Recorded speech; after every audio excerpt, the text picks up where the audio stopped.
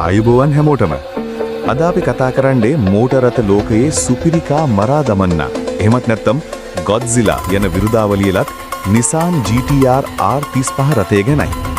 2007 වසරේදී ලොවට හඳුන්වා දුන් මේ රථය එතෙන් සිට අද දක්වාම ලෝකයේ වේගවත්ම සහ බලගතුම ක්‍රීඩා මෝටර රථ අතර නොමැකෙන නාමයන් සනිටුහන් කර තිබෙනවා.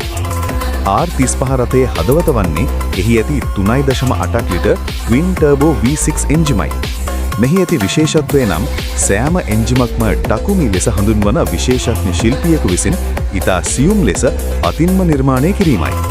මෙහි ඇති අශ්වබල 565කට අධික ශක්තිය සහ අතිනවීන all wheel drive පද්ධතිය නිසා තත්පර 3කටත් අඩු කාලයකදී පැයට කිලෝමීටර් 100ක වේගයක් ලබා ගැනීමට මෙයට හැකියාව ලැබෙනවා. මේ රථය හුදෙක් වේගය පමණක් නොවේ, ඉංජිනේරු විද්‍යාවේ හාස්කමක් ලෙසත් හඳුන්වනවා. මෙහි ඇති වායුගතික සැලසුම ඒරෝඩයිනමික්ස් මගින් අධික වේගයකදී වුවත් රථය පාරේ ඉතා ස්ථාවරව තබා ගන්නවා. ෆෙරාරි සහ ලැම්බෝගිනි වැනි මිල අධික සුපිරි රථවලට පවා අභියෝගයක් විය හැකි මට්ටමේ තාක්ෂණයක් R35 රථය සතුයි.